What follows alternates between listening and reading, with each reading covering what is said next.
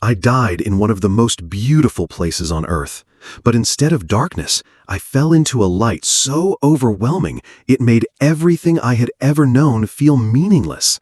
And the question that still haunts me to this day is this: was it truly an accident, or did the universe call me there to show me something humanity has never dared to believe? I was falling, not in a metaphorical sense. I was truly falling. My body plunged into an icy void with nothing to hold on to, no scream escaping my throat. In that moment, I knew. Not I thought, not I feared. I knew. I knew I was about to die. I knew that everything I had once called important had suddenly become weightless dust. Beneath me stretched an endless white blanket of ice and snow. Above me, a sky so clear it hurt to look at. And in that fragile moment, suspended between two worlds, I didn't feel panic. I felt summoned. My name is Asher Blake, 36 years old. I'm a freelance explorer and extreme nature photographer. Ice fields, mountaintops, and deep caves, places most people avoid, I've always been drawn to. I used to think I climbed mountains to feel more alive, but that day I realized I was being lured toward the doorway of death. When my foot slipped off the edge of the frozen ledge, when my ice axe failed to catch the rock, when I saw the sunlight flash off my helmet just before everything went black, I had no doubt anymore. I didn't fall because of a mistake. I was being called. I don't remember the impact. I don't remember the sound of bones breaking, gear shattering, or blood seeping through my ear. What I remember most clearly is the moment I hovered above my own body. I saw myself lying motionless on a slab of ice, my arm twisted unnaturally. A thin stream of blood spread out like a blooming flower in the frost. But what stunned me wasn't what I saw, it was what I felt. I felt peace, a peace not of this world. No more pain, no more fear, no more questions. Or at least, that's what I thought, until the biggest question of all began to rise. Why could I see my body so clearly, yet no longer be inside it? What was lifting me upward, weightless as breath? Why could I hear the wind's exhale, even though I no longer had lungs?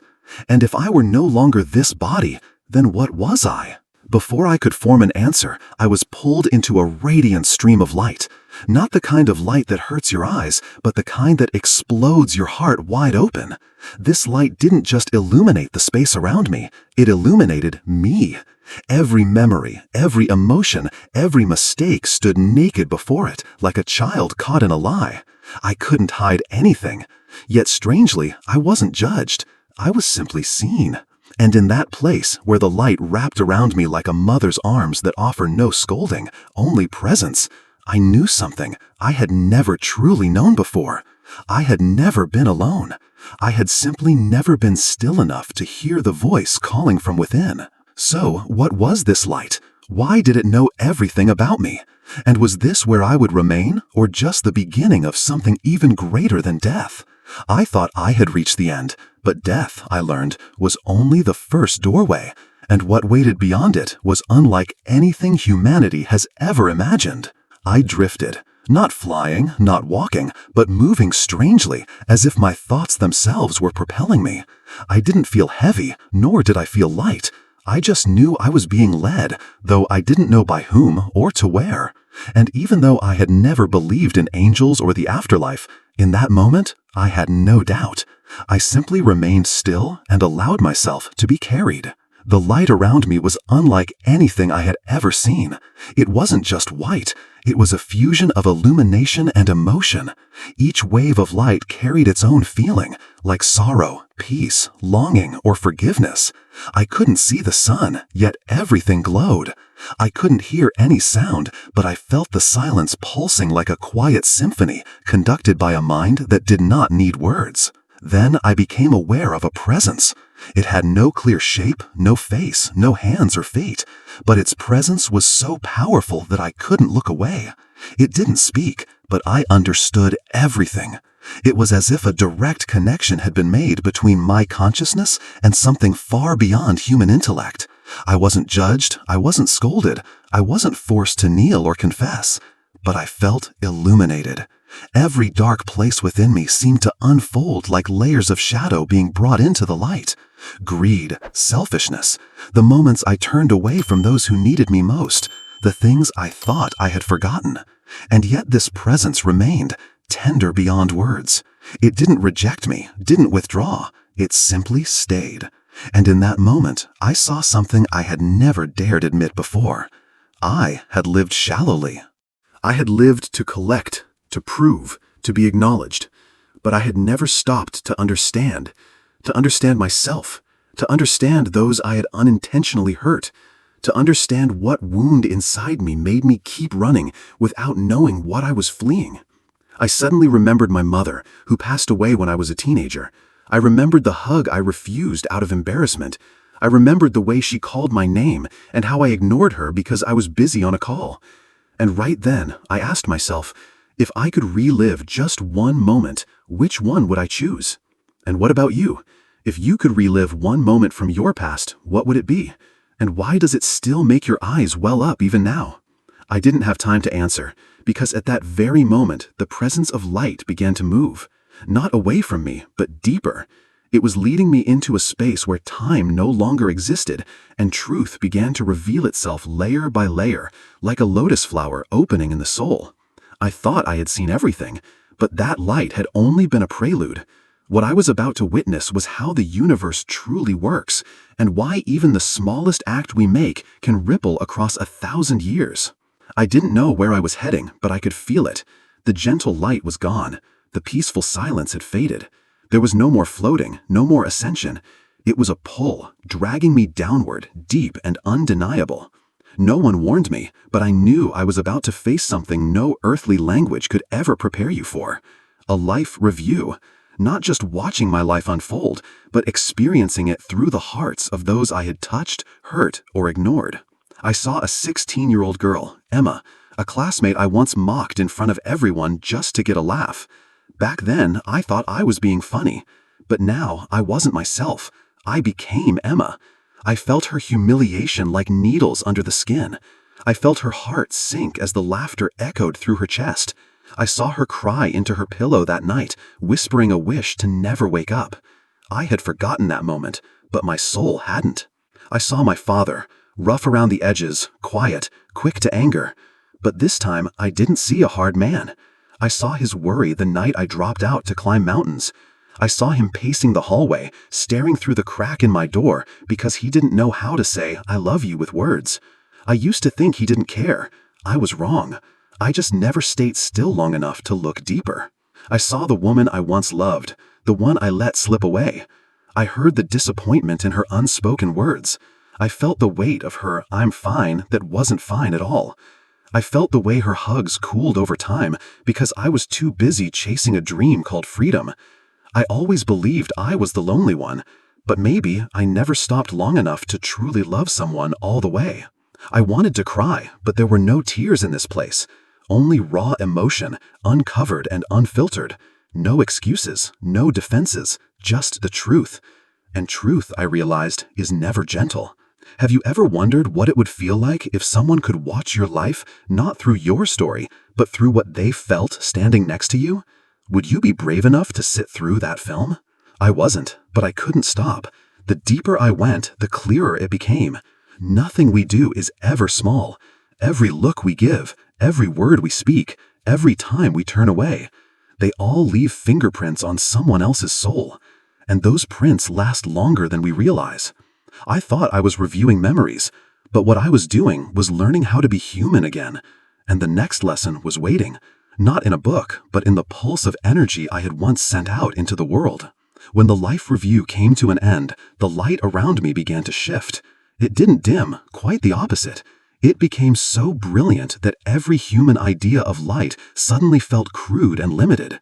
I thought I was about to disappear, but I wasn't. I was being unraveled. My form began to dissolve into fragments of energy. Each fragment held a memory, an emotion, a truth I had once refused to face. And those fragments were merging into a nameless ocean, a field where every thought had a sound, and every feeling had a color. I didn't know where I was, but I knew one thing. I had stepped into the operating center of the universe. Not a heaven with golden gates, not a palace of light, but a living space that pulsed like a breathing heart. Everything was vibration. Love had a frequency. So did anger. Forgiveness, resentment, truth, and lies all moved as waves. And those waves didn't disappear. They collided, they resonated, they spread like ripples, touching people I had never met and places I had never been. I saw streams of light intersecting, forming vast networks that looked like the nervous system of the cosmos. Every thread in that grid was a choice, an action, a single thought. Every time someone forgave, a thread lit up. Every time someone chose love over anger, another thread connected two souls. And I saw threads that had snapped, those moments when someone stayed silent instead of speaking truth, walked away when they should have embraced, turned their back when empathy was needed most. It became clear to me, we are never isolated. Every action we take sends a ripple through the energy field of the universe. Whether we realize it or not, we are constantly building or unraveling some part of that web of light. What took my breath away wasn't the size of it all, it was the truth. I had believed I was too small to make a difference, but here I could see how even my quietest thoughts had made marks that could not be undone. If a single loving glance can brighten a thread in the cosmic web, how many times have we unintentionally snuffed out that light because of impatience or pride? Have you ever stopped to wonder if you were the one who severed a beam of light that was reaching for a soul in desperate need of connection? I didn't have time to drown in guilt, because at that moment a gentle force nudged me forward, and I began to hear a voiceless voice rise within me, calm and clear. Do not be afraid. Now you understand. But there is still one more thing, one truth your soul must hear before you return. I thought I had seen it all, but what awaited me next was not more light. It was the hardest question of all. Why must human beings suffer? The light surrounding me began to move. No longer a single color, it swirled like a soft whirlwind, humming with a resonance that felt like music without melody. And I began to hear it, not with my ears, but with a kind of knowing that poured directly into me. I cannot explain how. I only know that every question I had ever carried in life was now being drawn into the open. There were no more walls, no more fear of getting lost in logic or clinging to old beliefs. I stood before a presence that could only be described as presence itself. I didn't speak out loud, but the light responded as if it already knew everything I was about to ask. I asked, why is there suffering? And I heard, because the human heart only grows when it cracks wide enough for light to enter. I asked, then what about injustice? And the answer came, nothing is meaningless when seen from the soul's perspective. Even tears are seeds. I trembled, not from fear, but because the emotion was so overwhelming it made me feel small, fragile, and once again, unconditionally loved. I asked the question that perhaps millions have whispered in the quiet of their pain. If God exists, why does He allow terrible things to happen? And the reply did not echo. It broke open within me like the sigh of a distant star. Because I did not create chaos, but I gave you freedom. And that freedom is the greatest act of love and the greatest test. I wanted to weep, but the soul has no tears. I wanted to bow, but here no one bows. There is only presence. And in that presence I came to understand something profound. Suffering is not punishment. It is a call to return. Every time we experience loss, the heart is given a chance to expand. But how many of us dare to face our pain without running from it? And what about you? Have you ever truly asked yourself, what is the one thing in your life that hurts you the most? And could it be that this very pain was the doorway leading you to a better version of who you were meant to become? I stayed silent for a long time, not because I had nothing to say, but because for the first time I understood that silence itself can be a form of prayer.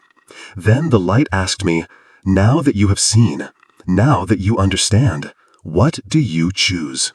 To stay or to return? I thought I had died, but now I faced a choice more difficult than death itself. To remain in a place filled with unconditional love, or to return to the world to speak of something no one dares to believe. I stood there, quiet in the middle of the light that pulsed like the heart of the universe, and that question echoed within me. What do you choose? It wasn't a command. It wasn't a test. It was an invitation. An invitation to live, to truly live. A life with meaning, not a dull existence lost in the mechanical rhythm of passing time. I began to realize that the greatest gift given to the soul isn't miracles or infinite knowledge. It is the gift of choice. We choose every day whether to love or fear, to forgive or stay angry, to live as a copy or to courageously become who we truly are. And the light never interfered. It didn't demand. It waited. It believed. It held a patience so profound it almost hurt. Because true love doesn't force. It doesn't impose. It waits like a parent standing quietly at the gate, hoping their wandering child will find their way home. I understood that if I chose to stay, there would be no judgment. But if I chose to return, I would carry a part of that light with me. Not to become enlightened, but to live right, live awake, live kindly, just a little more than before.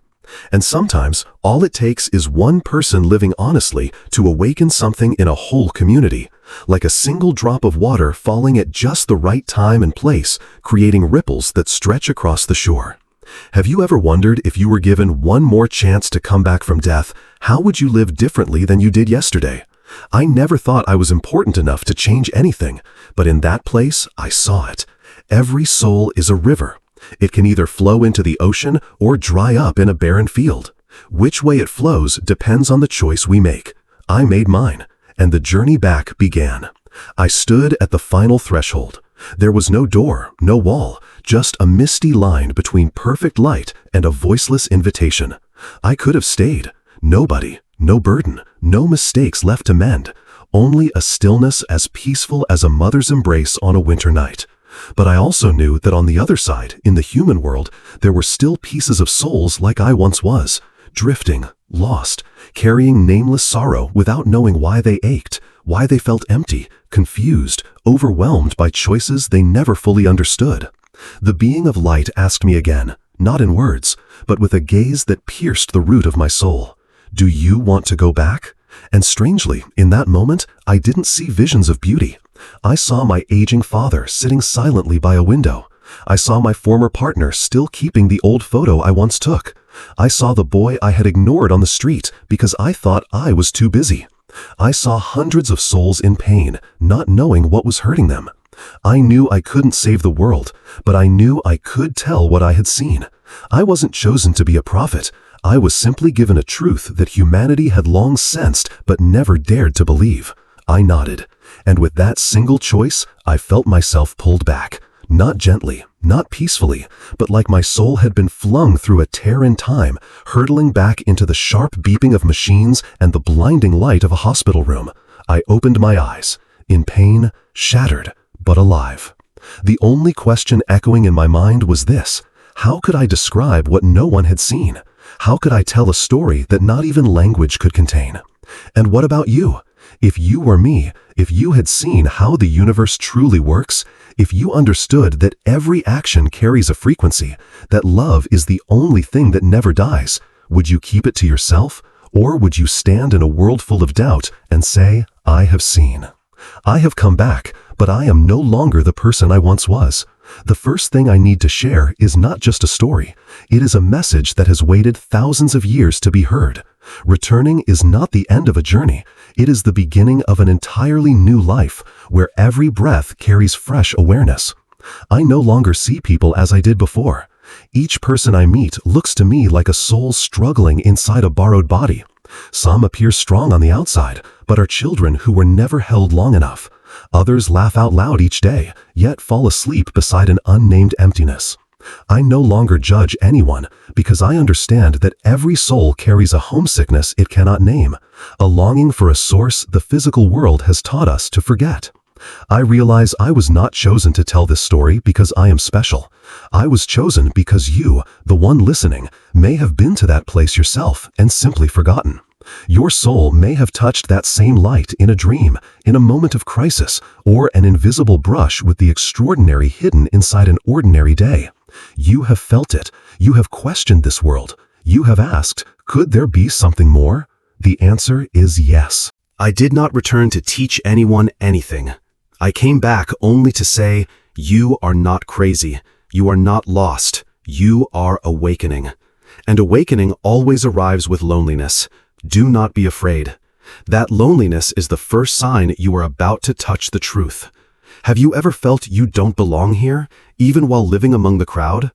Perhaps that feeling is not a flaw, but an invitation. An invitation to pause, to breathe, and to ask, why am I here? The answer may not appear at once, but I believe if you keep your heart still enough, your soul will speak it aloud. When I opened my eyes, no one around my hospital bed realized I had traveled farther than any expedition of my life. They saw a fragile body. I felt a soul coming alive. They said I was lucky to survive. I knew I had been chosen to live again, but never the old way. Everything changed after that experience, not in flashes of glory or supernatural powers, but in how I see the world.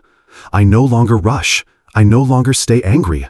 I no longer use success to patch the emptiness inside. I listen more, move more slowly, and give thanks for a clean drop of water or the kindness in a stranger's glance. I understand now that every small detail is part of a vast design. A touch, a word, even a silence carries living energy. The hardest part is not keeping the memory. It is expressing it. How do you describe a place without time or substance, where you know without learning, and truth needs no argument, yet brings you to tears? How do you tell a world too busy to listen that love is not a feeling, but the state of a soul that has come home to itself? I do not share this story to make you believe. I share it so that if one day you feel lost, you will know you are not crazy. You are simply hearing a call the world has learned to ignore, the call of your own deepest self. If you are in pain, if you are doubting, if your life feels tangled, pause for a moment. Close your eyes. Ask honestly, who am I without titles, money, or applause? Then listen not with your ears, but with the stillness inside. In that stillness, you may hear what I heard on the other side of life. The universe does not need you to be perfect. It only needs you to be genuine. Each time you live authentically, you light up a strand in the web that links us all. Every act of kindness guides another soul home. Every moment of forgiveness heals a wound that has lingered across lifetimes. And who knows, perhaps you have already been where I was and simply do not remember. I died, but not to end anything. I died so I could begin again with one guiding question. If I were granted one more life, how would I live it differently? I once thought life was a straight line: birth, growth, success, death. Now I see it is a spiral, where the soul journeys, learns, stumbles, and returns. No one is doomed to remain a victim, and no one is condemned forever. We are all students learning to love without control, to let go without bitterness, to live without bartering our souls for the world's approval. You do not have to wait until death to start living honestly. You do not have to pass through darkness to discover light, because that light already lives inside you, even when you forget how to switch it on. Every morning when you open your eyes, it is more than a new day. It is the universe handing you another chance to revise the melody you are playing, to speak the words you hesitated to share yesterday, to forgive what you thought you never could. You did not survive yesterday to keep living for someone else's script. You are here today because there is something essential left for you to complete, something only you can do, a lesson only your soul is deep enough to teach. If you feel lost, remember you have not been abandoned.